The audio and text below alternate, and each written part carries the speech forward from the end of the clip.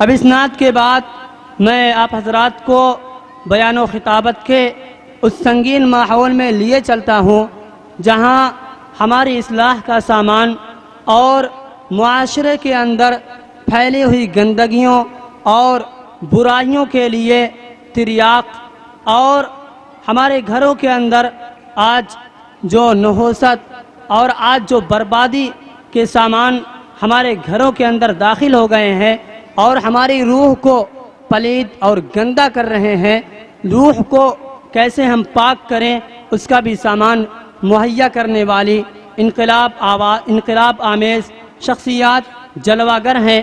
मैं उन्हीं शख्सियत में से एक बाकमाल और इनकलाब आमेज़ शख्सियत सर ज़मीन दाऊदपुर आज़मगढ़ से जिनका ताल्लुक़ है, जिससे मेरी मुराद ख़तीब बाकमाल उस्ताद बेमिसाल हज़रत मौलाना मोहम्मद अनवर साहब दाऊदी कासमी दामत बरकातहुम है, जो माहनामा रोशनी के एडिटर हैं और मदरसा दार अरकम शेरवा के नाज़िम तालीमात भी हैं। मैं हज़रत वाला को इस शेर के साथ आवाज़ देता हूँ कि लेके जामे खिताबत की सरमस्तियाँ, लेके जामे खिताबत की सरमस्तियाँ वाइदे अहले सुन्नत, चले आइए हज़रत वाला तशरीफ़ लाएँ और अपने कीमती बयान से हम सामिईन के क़ुलूब को मुसफ़ा व मुजल्ला फरमाएँ।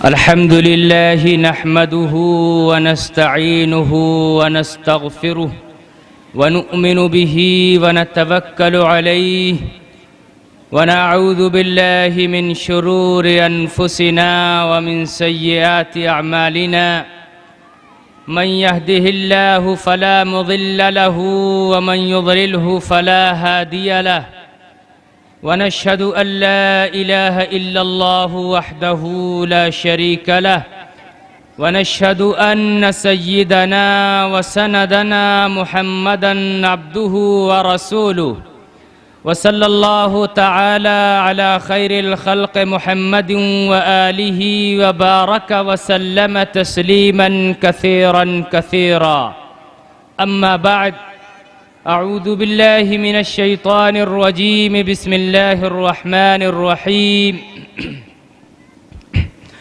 कुंतुम खैरा उम्मतिन उखरिजत लिन्नास तअमुरून बिल मारूफ व तनहौन अनिल मुनकर व तुअमिनून बिल्लाह। व अन अबी दरदाई रज़ियल्लाहु तआला अन्हु क़ाल समिअतु रसूलल्लाहि सल्लल्लाहु अलैहि वसल्लम यक़ूल इन्न फ़ज़लल आलिमि अलल आबिद कफ़ज़लिल क़मरि लैलतल बद्रि अला साइरिल कवाकिब व इन्नल उलमाअ वरसतुल अंबिया व इन्नल अंबिया लम युवर्रसू दीनारन वला दिरहमा इन्नमा वर्रसुल इल्मा। मेरी ज़िंदगी का मकसद तेरे दीन की सरफराजी, मैं इसीलिए मुसलमान, मैं इसीलिए नमाजी। मोहतरम सदर जलसा,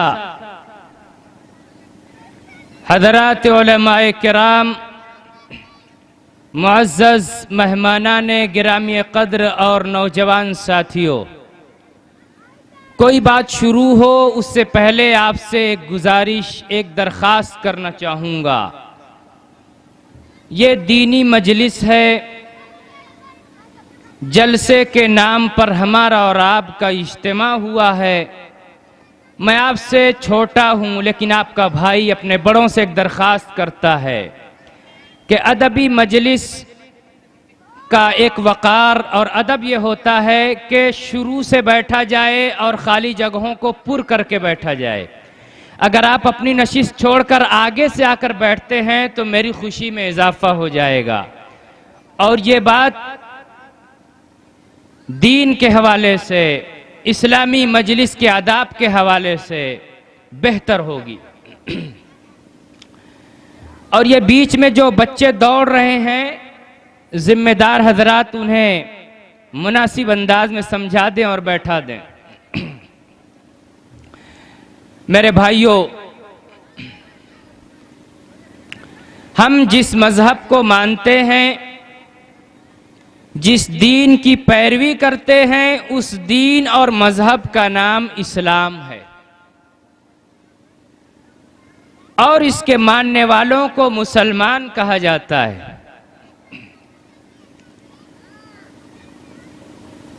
अल्लाह के रसूल सल्लल्लाहु अलैहि वसल्लम के आने से पहले इस दुनिया में, खास तौर से अरब में जो हालात थे अच्छे नहीं थे।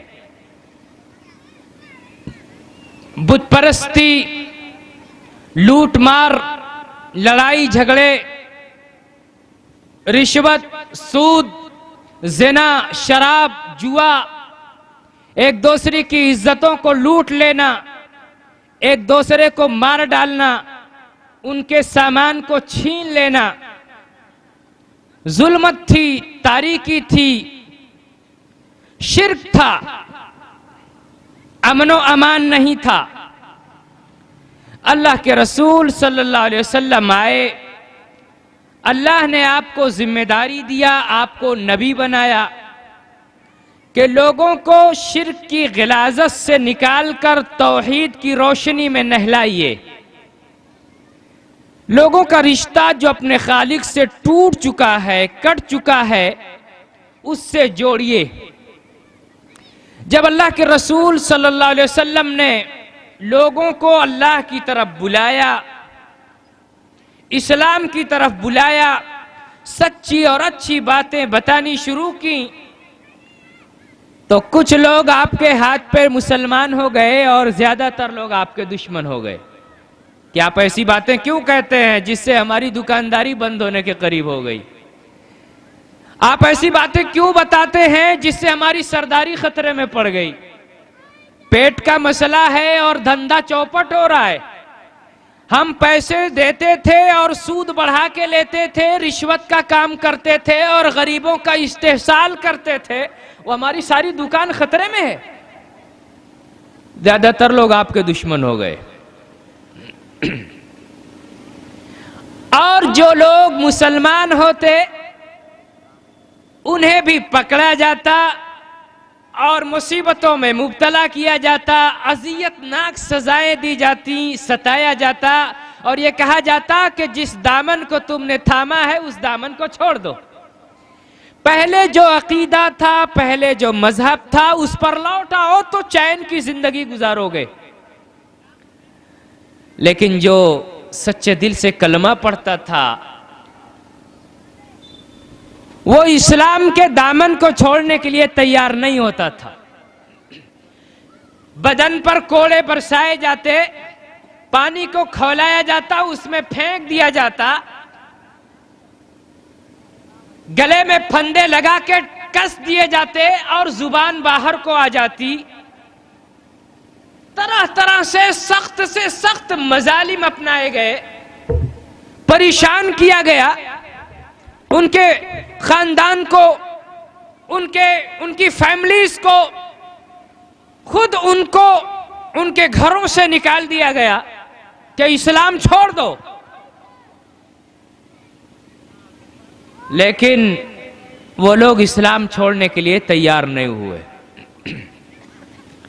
मेरे भाई, ये दीन जो आप तक पहुंचा है, इस्लाम की तालीमात जो हम तक पहुंची है, ये कुरान जो हम तक पहुंचा, कुरान की तिलावत का तरीका जो हम तक पहुंचा, बड़ी कुर्बानियों के बाद, बड़ी जाफशानी के बाद हम तक पहुंचा है। इतना सताए गए, इतना मारे गए, इतना दबाए गए कि अल्लाह के रसूल ने फरमाया कि यह शहर छोड़ दो और किसी ऐसी जगह चले जाओ जहां तुम्हें अमन हो, जहां तुम्हें चैन हो, जहां तुम अपनी इबादत को आजादाना तौर पर अमल में ला सकते हो। मुसलमानों ने हिजरत कर लिया, औरतें भी साथ में गई, लेकिन वहां भी इन लोगों ने चैन से रहने नहीं दिया। अपना वफ्द भेजा, वरगलाया और झूठ बके और इनके खिलाफ जबरदस्त साजिशें रची ताकि ये बादशाह फिर इनको वापस करे और हम मक्का लाए और फिर जुल्म सितम की चक्की में इन्हें पीसा जाए। दुश्मनों ने यहां तक प्लान बना लिया कि यही कुल बुराई की जड़ मोहम्मद हैं, इन्हीं को कत्ल कर दो, किस्सा खत्म हो जाएगा। उन लोगों ने नौजवानों को इकट्ठा किया और उनको वरगलाया, उन्हें चढ़ाया और उनके हाथों में हथियार दिया, तलवार दिया और यह कहा कि इनके रात में इनके मकान को घेर लो और जब ये बाहर निकलेंगे तो सब लोग अचानक यकबारगी इन पर हमला करो और इनको कत्ल कर दो। मगर फानूस बन के जिसकी हिफाजत हवा करे, वो शम्मा क्या बुझे जिसे रोशन खुदा करे। जिसे अल्लाह रखे उसे कौन चखे। ये नहीं जानते थे कि अल्लाह के रसूल आखिरी रसूल थे और ये इस्लाम का अबदी पैगाम लेकर के आए थे और इस्लाम यालू वला युला, इस्लाम चढ़ने के लिए आया था, घटने के लिए नहीं आया था। इस्लाम को मिटाया नहीं जा सकता, इस्लाम को दबाया नहीं जा सकता। खुदा की कसम, अगर ये ख्याल हो किसी के ज़हनो दिमाग में कि इस्लाम को ख़त्म कर दिया जाए तो मेरा ये ईमान है और आपका ये इत्तेकाद होगा, जिस दिन इस दुनिया से इस्लाम ख़त्म होगा दुनिया का निज़ाम ख़त्म हो जाएगा। हदीस पाक में है कि इस रुए जमीन पर जब तक एक अल्लाह अल्लाह कहने वाला शख्स मौजूद है, अल्लाह कायनात के निजाम को बाकी रखेंगे। अल्लाह ने बचा लिया और वहां से हजरत अबू बकर सिद्दीक के पास आए और फिर वहां से दोनों निकल गए और फिर गारे सौर में 3 दिन रुके और फिर वहां से मदीना पहुंच गए। अंदाजा लगाइए, आखिरी नबी अल्लाह के महबूब थे, मकाम और मर्तबा अल्लाह अल्लाह कुरान में बयान है, अहादीस में है, अफजलुल बशर हैं, अंबिया के सरदार हैं। लेकिन इस राह में आपको किस तरह से गुजरना पड़ा। पैरों के नीचे कांटे बिछा दिए जाते, नमाज पढ़ते तो एक बख्त ने आके ऊंट की ओझड़ी रख दिया सर पे, किसी ने गले में चादर डाल के खींचा, किसी ने कहा मजनू है, किसी ने कहा पागल है, किसी ने कहा दीवाना है। बड़ी मशक्कत के बाद, बड़ी मेहनत के बाद, बड़ी कुर्बानियों के बाद मेरे भाई ये दीन आप तक पहुंचा है। और अल्लाह पाक ने साफ साफ कुरान में फरमाया है। एक सहाबी कहने लगे अल्लाह के रसूल से, अल्लाह के रसूल सल्लल्लाहु अलैहि वसल्लम आपसे मुझे बड़ी मोहब्बत है। आपने फरमाया सच कहते हो? फिर से सोच लो। कहने लगे आपसे बड़ी मोहब्बत है। आपने फरमाया फिर तैयार हो जाओ फक्र फाका के लिए, तैयार हो जाओ मुसीबत उठाने के लिए।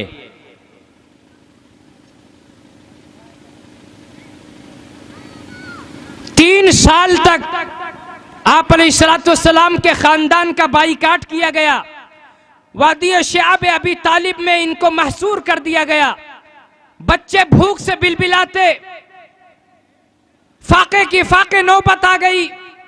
हजरत साद फरमाते हैं कि मैं इतना भूखा था कि रात में निकला, मेरे पैर के नीचे कोई गीली चीज लगी और मैं उसे उठाया और निकल गया और आज तक पता नहीं चला कि वो क्या चीज थी।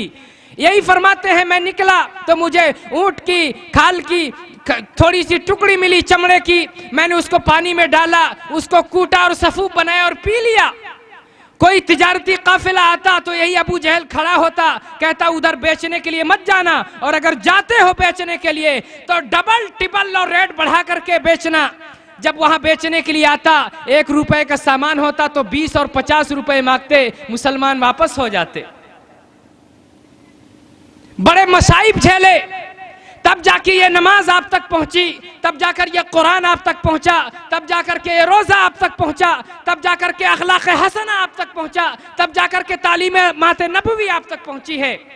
और यही नहीं, जो भी अल्लाह की बात मानकर अपनी जिंदगी गुजारने की कोशिश करेगा, उसकी राहों में पहाड़ खड़े किए जाएंगे, उसके सामने मुश्किलात आएंगी, तरह तरह से उन्हें आजमाइश में मुब्तला किया जाएगा। यह तो अल्लाह का फरमान है, वलनबलुवन्नकुम बिशैइन मिनल खौफ वलजूइ वनक़सिम मिनल अमवाल वलअनफुसि वस्समरात, मैं तुम्हें जरूर जरूर आजमाइश में मुब्तला करूंगा, खौफ के जरिए मुब्तला करूंगा, फक्र फाका के जरिए मुब्तला करूंगा, जानों में कमी कर दूंगा, मालों में कमी कर दूंगा। क्या समझते हैं आप? खौफ के जरिए आजमाइश में मुब्तला करूंगा मतलब दुश्मनों का खौफ मुसल्लत कर दूंगा। हो जीत गए हैं, अब देखिए क्या होगा हिंदुस्तान में, अब तो मुसलमान खत्म हो जाएंगे। कभी खतरा हो जाएगा कि एक रेला आएगा और मुसलमानों पर हमला करेगा और मार देगा, कभी इज्तिमाई कत्ल कर दिया जाएगा, कभी दहशतगर्दी का इल्जाम लगाकर इनकाउंटर कर दिया जाएगा, कभी फसाद का बहाना बना करके, कभी दाइश के साथ संबंध के बहाने बना करके उसे जेल की सलाखों में बंद कर दिया जाएगा। खौफ मुसल्लत कर दूंगा, लेकिन इसमें अल्लाह की हिकमत है। खौफ आएगा तो चौकन्ने रहेंगे, और खौफ नहीं हो तो मुस्लिम कौम हाथी घोड़ा बेच के सोई रहे, खत्म। अल्लाह की हिकमत है, चौकन्ना रहेगा, तदबीर इख्तियार करेगा, रास्ते ढूंढेगा, किस तरह निकला जाए, क्या तदबीर इख्तियार की जाए कि हम दुश्मनों के वार से महफूज रहें और आगे तरक्की की राह पर चढ़ते रहें।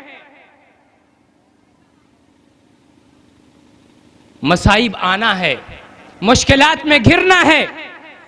हजरत आसिया का नाम सुना होगा आपने, ये फिरौन की बीवी थी, मुसलमान हो गई थी और अपने ईमान को छुपा के रखा था।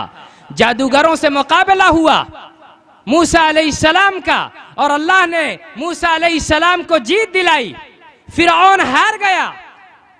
हजरत आसिया ने अपने ईमान का इजहार किया, मलका थी, आपका इशारा हुक्म समझा जाता था। फिरौन को यह बात बड़ी बुरी लगी। घर के लोग जब दुश्मनी पे उतारू हो जाएं तो बहुत टेंशन होता है कि अरे फलानवा तो था ही, ये अपने भैया और चाचा के लोग थे, बताइए। तो फिरौन को बड़ा टेंशन हुआ कि मेरी बीवी मूसा के साथ हो गई। उसने पुलिस को हुक्म दिया कि इसको गिरफ्तार करके लाया जाए और उसे सख्त सजाएं दी जाएं। हजरत आसिया के हाथों और पैरों में बेड़ियां हैं, गिरफ्तार करके दरबार आम में पेश किया जाता है और कहा जाता है मूसा के रब से ईमान छोड़ दे। हजरत आसिया पक्की मुसलमान थी, उन्होंने कहा मूसा के रब पर ईमान नहीं छूटेगा, मुझे यकीन हो चुका है तू झूठा रब है। जानते हैं सबसे पहले सूली की इजाद फिरौन ने किया है, और उस वक्त सूली ये थी कि हजरत आसिया के हाथ में लकड़ी लगाया और लकड़ी के ऊपर से कील गाड़ दी गई और जमीन में लेटा दिया गया, हाथ रखा गया और पैरों को खड़ा किया गया और बिछा दिया गया और पटरे लगाकर ऊपर से कील ठोक दिया गया। ओहो, जिंदा। और कील ठोका जाना, एक कांटा चुभता है तो हमसे आह निकलती है, मगर ईमान इतना पुख्ता था कि अल्लाह के नबी मूसा अलैहिस्सलाम के हाथ पर जो ईमान लाया उसे छोड़ने के लिए तैयार नहीं। दुआ फरमाती हैं, एक रिवायत में है कि फिरौन ने हुक्म दिया कि ऊपर चढ़ो और एक पत्थर ऊपर गिरा दो ताकि दम निकल जाए। जैसे पर चढ़ा पत्थर गिराने के लिए आसिया अलैहिस्सलाम ने एक दुआ किया, वो दुआ कुरान में आई है, इज़ क़ालत रब्बि इब्नि ली इंदक बैतन फिल जन्नह। आसिया अलैहिस्सलाम ने कहा, ए मेरे परवरदिगार, जन्नत में आप मेरे लिए एक घर बनाइए, वनज्जनी मिन फिरऔन व अमली, और मुझे फिरौन और उसके बदअमल से महफूज करिए, वनज्जिनी मिनल कौमिज़ ज़ालिमीन, और इस जालिम कौम से मुझे बचा लीजिए। अल्लाह ने इस दुआ को कबूल फरमाया और पत्थर गिरने से पहले आपके जिस्म से रूह परवास कर गई। जब हजरत खदीजा का इंतकाल होने लगा, हुजूर पाक अलैहिस्सलाम की पहली बीवी, तो हुजूर सल्लल्लाहु अलैहि वसल्लम ने फरमाया, खदीजा जन्नत में पहुंचकर मेरी सौकन को सलाम कह देना। हजरत खदीजा को झटका लगा, पहली शादी तो मेरी हुई है, फिर आपकी सौकन कौन जन्नत में है? तो हुजूर पाक ने फरमाया, हाँ, फिरौन की जो बीवी थी आसिया से अल्लाह ने जन्नत में मेरा निकाह कर दिया है। क्या सिला दिया अल्लाह ने, क्या मर्तबा अता फरमाया अल्लाह ने। ये दीन के रास्ते में जो मसाइब आए उसको झेलने और उस पर सब्र करने का सिला था। मेरे भाई, हम भी मुसलमान हैं, हम भी कलमा गो हैं, हम भी रसूलुल्लाह के उम्मती हैं। मसाइब हम पर भी आएंगे, हमें भी आजमाइश में मुब्तला किया जाएगा।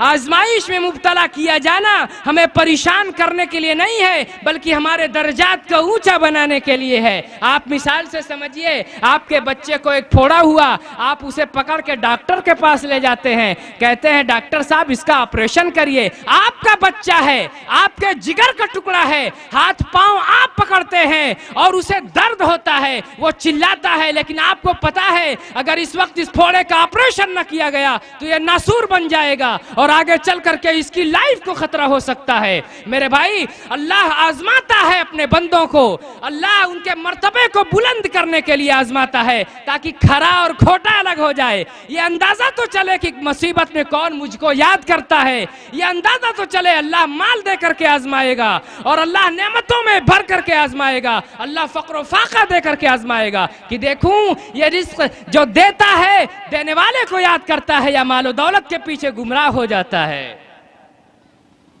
ये हालात आएंगे।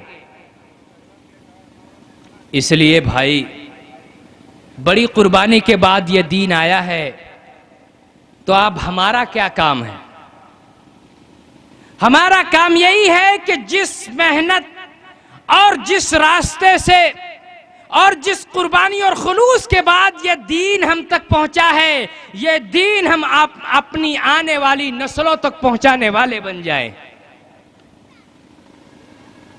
हम अपने बाद वाली नस्लों में यह दीन मुंतकिल करें। और इसके लिए बहुत जरूरी है कि हम अपने बच्चों को इस्लामी तालीमात से रोशनास कराएं,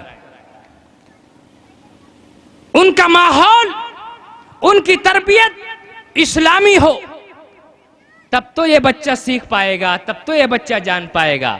हमने अगर शुरू ही से अपने बच्चों को ऐसे स्कूलों में डाल दिया जहां की फिक्रें, जहां का निजाम, जहां का सिस्टम इस्लाम के बुनियादी अकाइद से मुतसादिम हो और टकराता हो, तो बच्चा कल अपने बाप के सामने खड़ा होगा, कहेगा आप कौन सा दीन हमें बताते हैं, हमें तो ये बताया नहीं गया। अभी कल मैं एक जलसे में था, वहां एक मुफ्ती साहब बताने लगे कि बांग्लादेश में एक बहुत बड़ा आदमी था, वो बीमार हुआ, तो कहा अपने बेटे से दुआ करो, सब कुछ तो अल्लाह करने वाले हैं, वही शिफा देने वाले हैं। तो बेटे ने कहा अब्बा जान आप ये बात कैसे कह सकते हैं, अरे खुदा तो तीन है ना, अकेले अल्लाह ताला कैसे करेंगे। वो ऐसे स्कूल में था जहां उसे अकीदा तस्लीस सिखाया गया था कि खुदा एक नहीं है, खुदा तीन है, ये ईसाइयों का अकीदा है। ऐसे कॉन्वेंट स्कूलों में बच्चों का दाखिला कराया गया जहां हमारे मासूम बच्चों के ज़हनो दिमाग से इस्लामी चीजों को निकाल करके उस अकीदे को भरा जाता है जिन्होंने जिंदगी भर इस्लाम के खिलाफ जहर उगला है, मंसूबाबंदी किया, प्लानिंग किया है। मैं किसी इंग्लिश मीडियम स्कूल का मुखालिफ नहीं हूं, मैं किसी कॉन्वेंट का मुखालिफ नहीं हूं, मैं उस फिक्र का मुखालिफ हूं, उस मंसूबे का मुखालिफ हूं जो हमारे बच्चों को हमसे हमारी गोदों से छीन कर ले जाते हैं और तालीम के नाम पर उनके जहनों में जहर भरते हैं। हम तो कहते हैं अपने बच्चों को डॉक्टर बनाओ, अपने बच्चों को इंजीनियर बनाओ, अपने बच्चों को पायलट बनाओ, अपने बच्चों को लॉयर्स बनाओ, अपने बच्चों को जज बनाओ, इसलिए कि आज मुआशरे और समाज में इसकी भी जरूरत है। आज अच्छे वकीलों की जरूरत है, आज अच्छे और माहिर डॉक्टरों की जरूरत है, अच्छे मास्टरों और पायलटों की जरूरत है, लेकिन जब उसकी तालीम और तरबियत इस्लामी रास्ते से होगी, जब उसकी तालीम और उसकी तरबियत इस्लामी माहौल में होगी, तो वो मुसलमान डॉक्टर बनेगा, वह मुसलमान प्रोफेसर बनेगा, वह मुसलमान वकील बनेगा, तो इस्लाम की तर्जमानी करेगा, इस्लाम का दिफा करेगा। इसलिए कि जब तालीम का मकसद तिजारत बन जाए तो फिर स्कूलों से डॉक्टर नहीं डाकू निकलते हैं। जब तालीम का मकसद तिजारत बन जाए तो स्कूल से टीचर नहीं चीटर निकलते हैं। और इस्लामी मिजाज ये है, बच्चों को ये सिखाया जाता है, बच्चों को ये पढ़ाया जाता है कि देखो झूठ मत बोलना, कभी धोखा मत देना, कभी इल्जाम मत लगाना, कभी बोहतान मत लगाना, अच्छे और बुरे का फर्क तुमको करना है, तुम्हें बिरादरान वतन के साथ किस अंदाज से पेश आना है, इस्लाम तुम्हारा क्या सिखाता है। जब उसे रोड का ठेका मिलेगा तो एक एक पैसे का हिसाब रखेगा। और जिसने घूस दे करके, रिश्वत दे करके तालीम हासिल किया है, वो ऊपर से तो डामर लगाएगा और अंदर बालू और भूसा भर देगा। वो डॉक्टर जिसने पैसे दे करके पढ़ा है और जिसको ये सिखाया गया है कि मेरा बेटा डॉक्टरी पढ़ लेगा तो मेरे घर में दौलतों का अंबार लग जाएगा, फिर हमारी जिंदगी में ऐश और इशरत होंगी, गाड़ियां होंगी, बिल्डिंगें होंगी, नौकर चाकर होंगे, तो जाहिर सी बात है वो उस औरत की मजबूरी का फायदा उठाएगा जिसकी नॉर्मल डिलीवरी हो सकती है, 5 से 10 हजार रुपए में उसका काम हो सकता है, लेकिन पैसे बढ़ाने के लिए वो कहेगा स्थिति बहुत गंभीर है, गार्जियन को बुलाया जाए, खून की जरूरत है और फौरन ऑपरेशन पेपर पर दस्तखत करो, इसलिए 25,000 का इंतजाम करो। उसको क्या मतलब किसी की जिंदगी खराब हो रही है, उसने तो सीखा है पैसे के लिए, उसको तो बस अपना घर भरना है। उसके माँ बाप ने सिखाया है कि बेटा बड़ा होगा, डॉक्टर होगा तो पैसा लाएगा, इसलिए वो एक मासूम जान को की जिंदगी को खतरे में डालने के लिए तैयार हो जाता है। हमारा इस्लाम ऐसा मजहब नहीं है। हमारा इस्लाम कहता है मुसीबत में हाथ पकड़ो, किसी की गुर्बत से फायदा मत उठाओ, कोई परेशान हाल है तो उसकी परेशानियों का दिफा करो, कोई मजबूर है तो उसकी मजबूरियों का ख्याल करो। लेकिन हम कहां हैं? कुरान कहता है सूद मत लो, कुरान कहता है झूठ मत बोलो, कुरान कहता है जिना मत करो, कुरान कहता है धोखा मत दो, कुरान कहता है इल्जाम मत लगाओ, कुरान कहता है बिला जांचे तहकीक किए हुए किसी के खिलाफ जहर मत उगलो। लेकिन हमारा अमल कितना है भाई? सच बोलो, ये बुराइयां हमारे अंदर हैं कि नहीं हैं? हम चाहते हैं, शौक से चाहते हैं, और बड़ा अच्छा शौक और जज्बा है कि मोहल्ले मोहल्ले में मस्जिद तैयार हो जाए, है ना? खूब पैसे इकट्ठा करते हैं और शौक से चंदा करते हैं और खूब मस्जिद का एहतमाम करते हैं, लेकिन नमाज चाहते हैं कोई और पढ़े।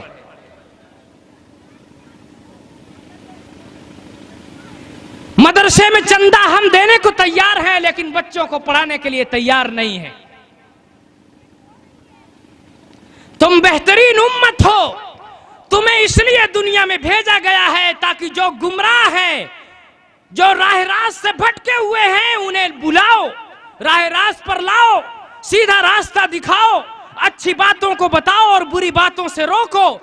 कुंतुम खैरा उम्मतिन उखरिजत लिन्नास तअमुरून बिल मारूफ व तनहौना अनिल मुनकर व तु'मिनून बिल्लाह। अच्छी बातों का हुक्म करो, बुरी बातों से रोको। लेकिन यह बात समझ में नहीं आती। अभी अगर यह ऐलान हो जाए कि नोट छापने की एक मशीन सराय मीर में फुला जगह रखी हुई है, सब लोग जाकर के ले लो, और रात भर का मौका है, रात भर जो जितनी 2000 की नोट छाप लेगा वो कानूनी होगी और मानी जाएगी, तो एक परिवार में अगर 10 लोग होंगे तो 10 लोग लाइन में लगेंगे ताकि 10 मशीन मिले, और रात भर नोट की छपाई होगी। थर्मस में चाय भर के स्टर रखा जाएगा, नींद आए तो एक कप पी लिया जाए, और लाइट का कोई भरोसा नहीं है कब आएगी कब चली जाएगी, इसलिए जनरेटर किराए पर ले लिया गया। एक नहीं, दो का इंतजाम किया गया। एक फेल हो तो इमरजेंसी में दूसरा काम दे। और सब परिवार रात भर जगे हैं, 2000 छप रही है। और अल्लाह ने कुछ मशीनें ऐसी दिया है जो हमारे पास है और उसका कोई वक्त नहीं है। ये हाथ नोट छापने की नहीं, ये हाथ नेकी कमाने की मशीन थी, ये पांव नेकी कमाने की मशीन है, ये जुबान नेकी कमाने की मशीन है, ये आंख नेकी कमाने की मशीन है, ये जिगर, ये सोच, ये फिक्र, ये कान नेकी कमाने की मशीन है। अच्छा बोलो, अच्छा कहो, अच्छा सुनो, अच्छी जगह हाथ बढ़ाओ, अच्छी जगह कदम बढ़ाओ, नेकियां बढ़ेंगी। वहां तो 12 घंटा का टाइम है, यहां तो 1 सेकंड का भरोसा नहीं है, खड़े खड़े जान जा सकती है। मैं इसीलिए कहता हूं कि जिंदगी में अगर सबसे बेवफा कोई दोस्त है तो यही जिंदगी है। किसी भी मोड़ पर, किसी भी गली में, किसी भी चौराहे पर, किसी भी जीने पर, किसी भी फील्ड में जिंदगी हमारा साथ छोड़ सकती है कि नहीं है? लेकिन हम गाफिल हैं। कैसे समझ में आएगा? अक्सर मैं मिसाल देता हूं कि तालाब के अंदर मछलियां बहुत रहती हैं ना, और मछली मारने वाले जाते हैं, कटिया लगाते हैं, तो बड़ी मछली छोटी मछली के पास आए और ये कहे, देखो कभी कभी यहां तालाब में चारा लटकता है, उसके चक्कर में मत पड़ना, इसलिए कि बहुत बड़ी साजिश है। चारा के पीछे कांटा है और कांटे के पीछे धागा है और धागे के पीछे कटिया है और उसके पीछे 6 फुट का एक इंसान खड़ा है झोला ले करके।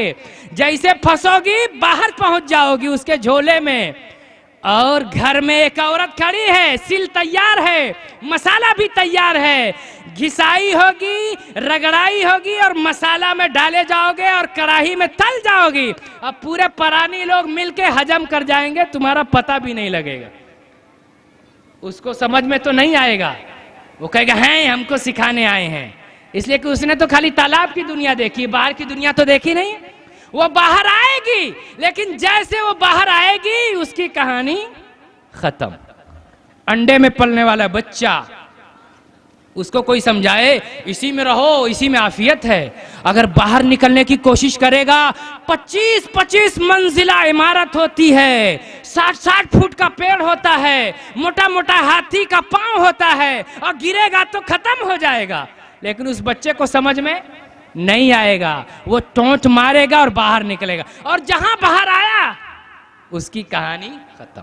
या तो बिल्ली के पेट में जाएगा या नहीं तो मौली साहब के पेट में जाएगा। बचेगा नहीं, कहानी खत्म हो जाएगी। मेरे भाई, जो पत्ती अपने दरख्त से टूट जाती है, खुदा की कसम 1 दिन 2 दिन 3 दिन में वो सूख जाएगी, किसी जानवर के पेट में चली जाएगी। जो कौम अपने मरकज से कट जाती है, जो कौम अपनी तहजीब, अपने तमद्दुन, अपनी रिवायत, अपने कल्चर से हट जाती है, दुनिया के नक्शे से मिटा दी जाती है। आज हम अपने मरकज से कट चुके हैं, हमारा जो कनेक्शन जुड़ना चाहिए था वो कनेक्शन कमजोर हो चुका है। ये मदारिस, ये मसाजिद इस्लाम के बहुत बड़े पावर हाउस हैं, हमारा रिश्ता यहां से कटने लगा है, उलमा से रिश्ते टूट चुके हैं। हदीस पाक में आता है, हजरत अबू दरदा रज़ी अल्लाह ताला अन्हु फरमाते हैं, एक आलिम की फजीलत तुम्हें नहीं पता, एक आबिद से बढ़ी हुई है, और ये उलमा वरसतुल अंबिया, अंबिया के वारिस होते हैं। और अंबिया का काम क्या है? हजरत अबू हुरैरा रज़ी अल्लाह ताला अन्हु मस्जिद नबवी से बाहर आए, कहने लगे तुम लोग यहाँ बैठे हो और मस्जिद नबवी में नबी की वरासत तकसीम हो रही है। सहाबा के या बाद लोगों के जहन में ये आया कि नबी की पगड़ी बट रही होगी, नबी का जुब्बा बट रहा होगा, नबी का आसा बट रहा होगा, नबी की चप्पलें बट रही होंगी। लोग दौड़े दौड़े आए तो देखा हल्का लग रहा है, कहीं दरसे कुरान चल रहा है, कहीं हदीस की बात हो रही है, कहीं तकरीर हो रही है, कहीं इस्लाह की बात चल रही है। लोग दंत पीसते हुए, अबू हुरैरा तुमने कैसी खबर दी? हजरत अबू हुरैरा ने फरमाया, नबी की वरासत तो बताओ क्या थी? व इन्नल उलमा वरसतुल अंबिया व इन्नल अंबिया लम युवर्रसू दीनारन वला दिरहमा, नबी वरासत में दीनार और दिरहम छोड़कर नहीं मरता है। इन्नमा वर्रसुल इल्मा, वो इल्म छोड़ता है वरासत में, दीन छोड़ता है, कुरान छोड़ता है, तबलीग छोड़ता है। इसकी तरफ हमें आना पड़ेगा, हमें अपने मरकज से जुड़ना पड़ेगा, हमें अपने उलमा से जुड़ना पड़ेगा, हमें मदारिस और मकातिब की अहमियत को समझना पड़ेगा। मैं ये कहता हूँ जरूरी तो नहीं है कि सारे लोग अपने बच्चे को हाफिज़ दीन, हाफिज़ कुरान बना ले और आलिम दीन बना ले, नहीं नहीं, जरूरी नहीं है। लेकिन इतना कर लीजिए आप मेरे भाई, कम से कम 5 तक की प्राइमरी तालीम किसी दीनी मकतब से दिलवा लीजिए। उसके बाद आप दुनिया की जिस यूनिवर्सिटी में ले जाना चाहें, मैं चैलेंज के साथ ये बात कह सकता हूं, ऑक्सफोर्ड लंदन की यूनिवर्सिटी से फारिग होकर के अगर आएगा, खुदा की कसम उसका लिबास बदल सकता है, उसकी शक्लो सूरत बदल सकती है, लेकिन उसका ईमान और अकीदा चेंज नहीं हो सकता। इसलिए 5 की तक में जो तालीम उसे दे दी जाती है, बच्चा खाली गिलास था, बच्चा एक प्रेस के मानिंद था, बच्चा अभी आटा गुदा हुआ आटे की तरह था। जैसे घर में औरतें आटा गुदा होता है, गीला होता है, तो रोटी बनाती हैं, पाठा बनाती हैं, स्वारी बना लिया, समोसे बना लिए, जैसे चाय मोड़ लिया। ऐसे ही शुरू में जो उम्रें होती हैं बच्चों की ऐसी होती हैं। अगर हमने शुरू में बच्चों को ऐसे स्कूलों में हवाले कर दिया जो लोग इस्लाम के दुश्मन हो, मुझे अफसोस होता है हमारे मुस्लिम भाई भी अगर इस लाइन में आते हैं और स्कूल खोलते हैं तो उनका भी निजाम और निसाब उसी ढर्रे पे चला जाता है, इफादियत खत्म हो जाती है। ये बहुत जरूरी है कि आप समझें, हालात को समझें। अगर आपने इसकी फिक्र नहीं किया और बच्चों को दीन की तरफ माइल नहीं किया, तो मैं तो पेशीन गोई नहीं कर सकता, लेकिन मैं माजी से ये सबक ले सकता हूं कि आने वाले 10, 20, 30 साल में हिंदुस्तान के जो हालात होंगे, किसी मस्जिद में आपको इमाम नहीं मिलेगा, जनाजे की नमाज पढ़ाने के लिए कोई मौलवी नहीं मिलेगा, मसला बताने वाला नहीं मिलेगा, इसलिए कि हमने फिक्र नहीं की। हमने अगर इनकी दीनी तालीम की फिक्र नहीं की तो हम 3 नस्लें बर्बाद करने वाले होंगे, 3 नस्लें। एक बात तो अर्ज करनी थी, आखिरी बात, बच्चों की तालीम और तरबियत पर हमें पूरा ध्यान देना है। बच्चे के दोस्त कौन हैं, उठता बैठता किनके साथ में है, इसके साथी कैसे हैं। बच्चों का दाखिला कराने से पहले अच्छी तरह आप बड़ों से मशवरा ले लीजिए, कहां दाखिला कराएं, कहां बेहतर होगा, और कम से कम इस बात की फिक्र होनी चाहिए कि मेरा जो रिस्क है, मैं जो कमा रहा हूं, वो हलाल और पाकीज़ा और तय्यब होना चाहिए। अगर हमने बच्चों को इस्लामी मदरसे में दाखिल भी कर दिया, लेकिन रिस्क का जो रास्ता था वो अच्छा नहीं था, हराम था, खराब था, गड़बड़ था, लूट का था, रिश्वत का था, धोखे का था, तो फायदा नहीं मिलेगा। हलाल रिस्क ज़हनो दिमाग को खोल देता है। हजरत इमाम शाफई रहमतुल्लाह अलैह का नाम सुने होंगे। इनके एक शागिर्द थे इमाम अहमद बिन हम्बल, ये भी अपने वक्त के इमाम थे। इमाम शाफई मिस्र में रहते थे। अपने शागिर्द को खत लिखा, बहुत दिन हो गया तुम्हें देखने के लिए, एक बार और मिस्र आ जाओ ताकि तुम्हें देख लूं, मुलाकात हो जाए। इमाम अहमद बिन हम्बल ने लिखा, अच्छा हजरत हम आ रहे हैं। इन्होंने अपने सफर की तैयारी शुरू कर दिया और वहां से मिस्र पहुंचे। मिस्र के इमाम शाफई, बादशाह, उलमा, अवाम का एक जम्मे गफीर हजरत इमाम अहमद बिन हम्बल के इस्तकबाल के लिए बड़ी शान के साथ हजरत इमाम शाफई अपने घर ले आए और मेहमान बने। तो इमाम शाफई ने अपने घर में अपने बच्चों से कहा था, बहुत बड़े इमाम हैं, बहुत बड़े अल्लाह वाले हैं, इमाम वक्त हैं, ये आज घर के मेहमान बन रहे हैं। बच्चियों की खुशी का ठिकाना नहीं था। तो खाने का दस्तरखान बिछाया गया। तो इमाम अहमद जब बैठे खाने के लिए तो इतना जल्दी जल्दी खा रहे थे और इतना ज्यादा खा रहे थे कि इमाम शाफई को भी अजीब लगा। रही जो बड़े इमाम होते हैं, अल्लाह वाले होते हैं, वो खाते कम हैं, इबादत ज्यादा करते हैं। यहां तो उल्टा मामला हो गया। और बच्चियां भी देख रही थी। उसके बाद चले गए ऐशा की नमाज पढ़ने के लिए। बच्चियों ने बिस्तर सही कर दिया, मुसल्ला रख दिया और पानी रख दिया कि हो सकता हो तहज्जुद पढ़े और नमाज पढ़ें, वजू करने की जरूरत पड़े। इमाम साहब आ गए नमाज पढ़ के। फिर सुबह फजर की अजान हुई और फिर चले गए नमाज पढ़ने। बच्चियां गईं कि लाओ मुसल्ला वगैरह उठा लें, तो जो बदनी में पानी भरा हुआ था वैसे भरा हुआ है और मुसल्ला जैसे लपेट के रखी थी वैसे ही लपेटा हुआ है। अब इनकी बच्चियां इमाम शाफई के पास आई, अपने अब्बा के पास, कहने लगी कैसे इमाम थे? कह रहे थे बहुत बड़े इमाम, बहुत बड़े इमाम, और या तो खाना भी इतना खाए, मालूम है कि बहुत बड़े पेटू थे, और रात भर सोए, मुसल्ला जैसे लपेट के दिया था लपेटा रह गया, और पानी तो पानी पड़ा ही रह गया, और वजू भी नहीं बनाए, चले गए नमाज पढ़ने के लिए। कह रहे हैं बहुत बड़े इमाम है। इमाम शाफई को भी झटका लगा कि वाकई ये बात तो समझ में आ रही है, ये बदल कब से गए, ऐसे तो नहीं थे। तो बाद में बुलाया, शागिर्द थे, बात कह देनी चाहिए। तो बुलाए, कहने लगे अहमद मैं तुम में तब्दीली कैसे देख रहा हूं, ये शिकायत है। इमाम अहमद रहमतुल्लाह अलैह ने फरमाया हजरत बात वो नहीं है, बात यह कि जब मैं खाने के लिए बैठा तो जैसे मेरी आंखें खुल गईं, अनवार रहमतें और बरकतें जैसे मेरी आंखों के सामने एकदम गिरती जा रही हैं। इतना पाकीज़ा और इतना हलाल खाना, मैंने सोचा पता नहीं फिर मुझे जिंदगी में मिलेगा कि नहीं मिलेगा, इसलिए जितना चाहूं खा लूं, खूब ज्यादा से ज्यादा वो खाना खा लूं। और खाने के बाद जब बिस्तर पर लेटा तो मेरा जो जहन खुला और अल्लाह ने जो सीना खोला, तो कुरान की एक आयत से मैंने फिक्र के 100 मसले निकाले, 100 मसले हल किए। मैंने सोचा तहज्जुद तो नफल की नमाज है, लेकिन आज जो खुल रहे हैं, आज जो मसाइल समझ में आ रहे हैं, ये फिर नहीं आ सकते।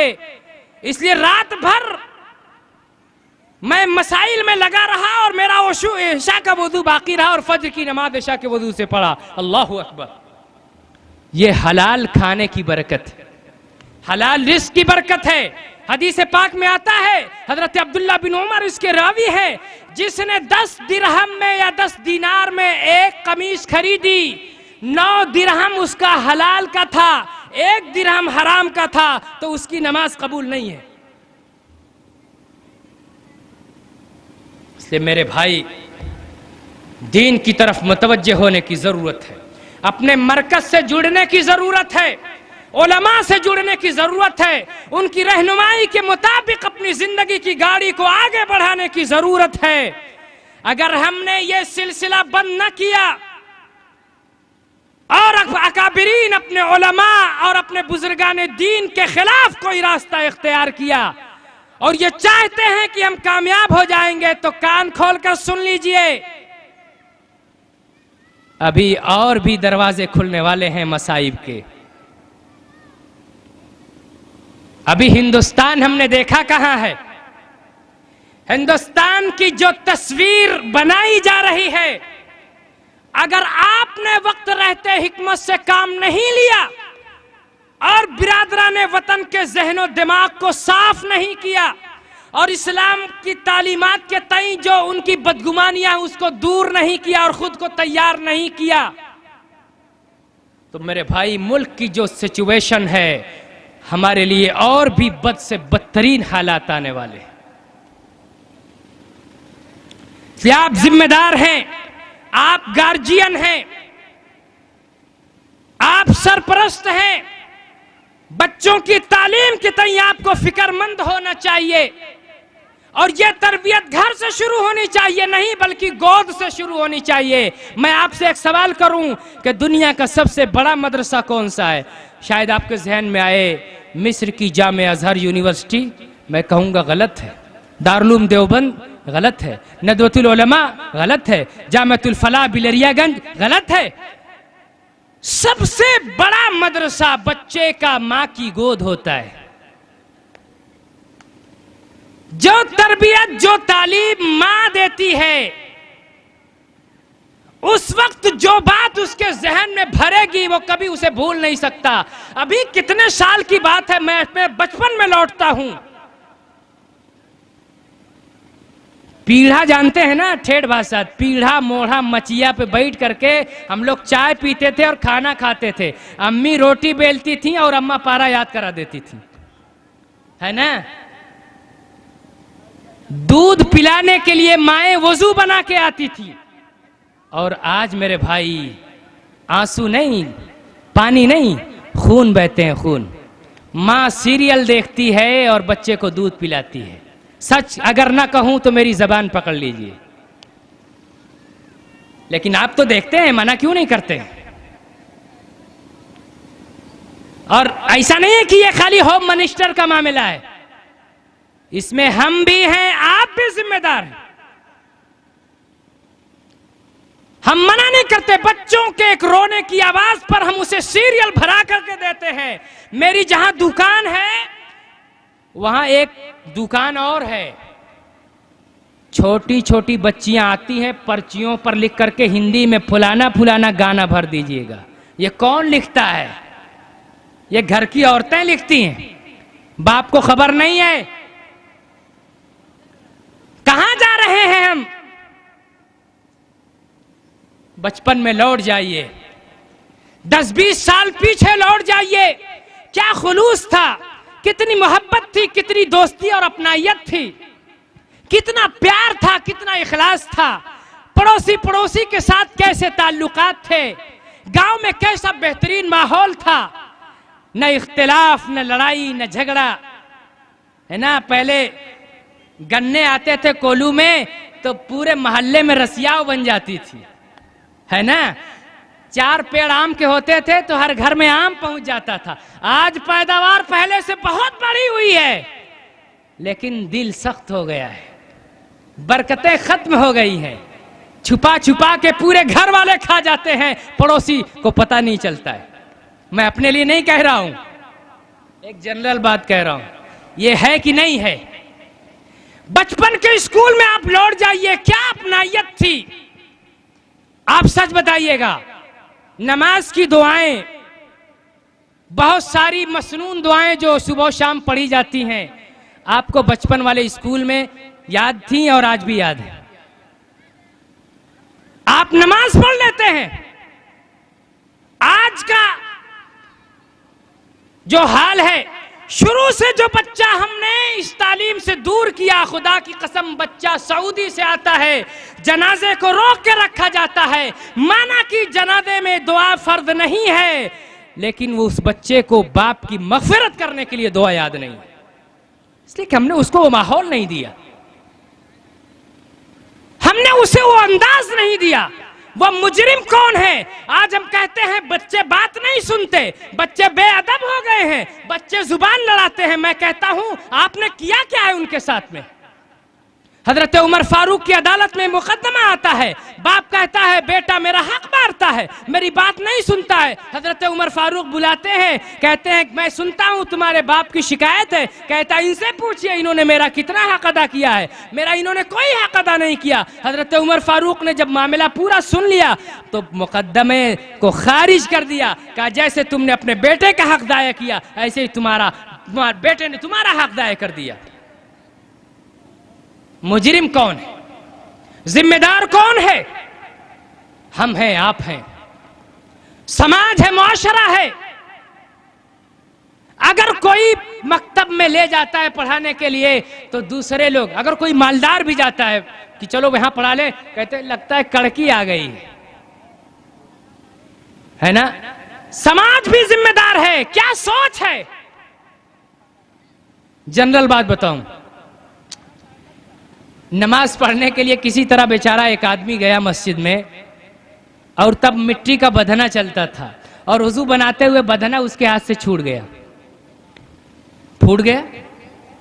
अब जितने लोग वुजू बना रहे हैं सब उन्हीं को घूर रहे हैं। आपको कहो कैसे बधना फूट गया? अरे मर्दवा यह टिलठुआ जवान है। अगर किसी का नाम होगा तो बुरा मत मानिएगा। पहले दिन तो अइबो किए नमाज पढ़े, बधनो फोड़ दिए मस्जिद का। अब इतना जुमला कसा गया उसके ऊपर कि वो बेचारा दिल बर्दाश्त हो जाता है और फिर आंखें बंद करके बाहर निकलता है कि अब कभी मस्जिद नहीं आऊंगा। उसके दोस्त उसका हाथ पकड़ते हैं, दूसरे दिन क्लब में ले जाते हैं, डांस चलता है, गाने चलते हैं, वाहियात चलते हैं। शीशे के गिलास में उसे पानी मिलता है, पानी पीता है। पहली बार कुर्सी पे बैठा था सोख्ता वाली पे, और इतना मजमा और धमक झमक लाइट, शीशा हाथ से गिर गया, फूट गया। एक लड़की आती है, ओ सर आपको चोट तो नहीं लगी? मैं दूसरा गिलास लाती हूँ और आपको पानी देती हूँ, आपको कोई चोट तो नहीं लगी? ये प्यार, ये अदा वो देखता है, कहता है यार ये तो बड़े अच्छे लोग हैं, अब यहां रोज आऊंगा। मुजरिम कौन है मस्जिद से भगाने वाले? अगर कभी कोई मालदार मस्जिद का रुख करता है कि चलो यार नमाज पढ़ते हैं, मौलवी साहब ने बड़ी अच्छी बात कही, नमाज पढ़ना चाहिए, वाकई हम मुसलमान हैं, तो बहुत लोग क्या कहते हैं, लगा था अल्लाह मियां टेढ़ियाने ने, कारोबार लगता है बंद है और अटकी है। यहां तक भी कहते हैं। सुभान अल्लाह, क्या जुमला निकाल रहे हैं आप। तो बहुत हद तक समाज भी जिम्मेदार है। कोई अच्छा काम करना चाहता है तो उसकी खिंचाई हम करते हैं और वो पीछे उलट जाता है। नहीं मेरे भाई, अल मुस्लिम अखुल मुस्लिम, मुसलमान मुसलमान का भाई है। अगर कोई सच्चाई के रास्ते पे चलता है तो उसे पीछे से कहा जाए बहुत बेहतर, आपने बड़ा अच्छा कदम उठाया, आप आगे चलिए, हम आपके साथ में हैं। मगर यहां पड़ोसी की अगर एक ईंटा गिर रहा है तो रात में पड़ोसी एक लात मारता है कि यो दीवारिया गिर जाए, है ना? तो ऐसे मुआशरे में हम कैसे कामयाब होंगे? और हम कहते हैं ये आरएसएस वाले कर रहे हैं, ये इस्राइल वाले कर रहे हैं। अरे जहां उनका कुछ अमल दखल नहीं है, मस्जिद हम बनाते हैं मोहल्ले में, कै फीसद नमाजी हैं, चटाइयां इंतजार में हैं, मस्जिद की टोटियां इंतजार में हैं कि अभी कोई आएगा और वजू बनाएगा, मुसल्ला इंतजार में है कि अभी किसी मुसलमान बंदे की पेशानी मेरे मुसल्ले से लगेगी। वहां कौन से आरएसएस वाले है ना? मेरे भाई, तालीम के नाम पर जो लूट और खसूट की गई है, अगर आपने उसको नहीं समझा और बेदार मगजी से काम नहीं लिया और हिकमत अमली से काम नहीं लिया, मैं पहले कह चुका हूं, ये मदारिस, ये मकातिब, ये उलमा इस्लाम के बहुत बड़े पावर हाउस हैं। इनसे अपने को जोड़िए, जोड़कर चलने की कोशिश कीजिए, इनकी आवाज पर लब्बैक कहिए, इनके कदम से कदम मिलाइए, इनकी ताकत में ताकत बनिए, और फिर देखिए हिंदुस्तान का नक्शा क्या होता है। इस्लाम के जो दुश्मन हैं, इस्लाम आज का तो है नहीं। इस्लाम जिस वक्त नबी पाक अलैहिस्सलाम अकेले थे तो पूरे मक्का वाले ताकतवर थे, और जितने बड़े आज दुश्मन हैं उसके कई गुना उस वक्त दुश्मन थे। इसलिए कि उनके सामने कुरान है, उनके सामने नबी है, दुश्मनी भी बड़ी हुई। इसीलिए जिन्होंने नबी के हाथ पर इस्लाम कबूल किया उनकी अजमत भी बड़ी हुई, सहाबा का मर्तबा भी बड़ा हुआ था। तो आज के इस्लाम के दुश्मन कोई बहुत ताकत वाले नहीं है। मसला क्या है, हम कमजोर हो गए, इसलिए उनकी ताकत नजर आती है। आज हम अपने पावर में आ जाएं, अपनी शनाख्त, अपनी पहचान में आ जाएं, अपने शियार में आ जाएं, अपने अंदाज में आ जाएं, तो अल्लाह के शेरों को आती नहीं रूबाही। अरे कहीं शेर भी जोते जाते हैं, ये भी सोया हुआ है, गफलत में है। बेदार होइए, अल्लाह पाक से दुआ फरमाइए कि अल्लाह ताला जो कुछ कहा गया है उस पर अमल करने की तौफीक अता फरमाए और हमें सही जिंदगी गुजारने की तौफीक अता फरमाए। हमारे मोहतरम हजरत मौलाना मोहम्मद ताहिर साहब दामत बरकातुल आलिया आज के सदर इजलास हैं, और आप तो सुनते ही रहते हैं, मुझे हमारी भी ख्वाहिश है हम हजरत को ज़्यादा से ज़्यादा सुने, और इंशाअल्लाह आप पूरी दिलजमई और शौक के साथ हजरत वाला के बयान को सुनिए, और न सिर्फ सुनिए बल्कि अपने दामन से बांध कर ले जाने की कोशिश कीजिए और अपनी जिंदगी में उतारने की कोशिश कीजिए। अल्लाह ताला हजरत वाला के कलिमात आलिया से हमें महजूज फरमाए। व आखिरु दावाना अल्हम्दुलिल्लाहि रब्बिल आलमीन। मुहतरम हजरात, ये थे मदरसा दार अरकम शेरवा के नाज़िम तालीमात हज़रत मौलाना अनवर दाऊदी कासमी दामत बरकातुहुम, जो अभी आपके सामने बड़ा ही कीमती बयान फरमा रहे थे। वाक़यतन हज़रत ने बजा फरमाया कि आज हमारी तनज़्ज़ुली और पस्ती की सबसे बड़ी वजह दीन से दूरी है। अल्लाह तबारक व तआला ने मुसलमानों से हुकूमत और सल्तनत का वादा किया है, लेकिन अल्लाह का ये वादा ईमान पर मौकूफ़ है। अल्लाह तबारक व तआला ने जो सल्तनत और हुकूमत का वादा किया है वो उस वक्त मिलेगी जब हम इस दुनिया के अंदर पक्के और सच्चे ईमान वाले बन कर के ज़िंदगी गुजारेंगे। यही वजह है कि इसी हिंदुस्तान के अंदर हमारे मुस्लिम रहनुमाओं और बादशाहों की हुकूमतें बरसहा बरस बल्कि हज़ारों बरस तक लगातार रही, लेकिन जब उनके अंदर अय्याशी आ गई, दीन से दूरी आ गई, गफलत आ गई, अल्लाह का डर और तकवा दिल से निकल गया, तो अल्लाह तबारक व तआला ने इज्जत के मसनद से उठाकर ज़िल्लत के गार और पस्ती में डाल दिया।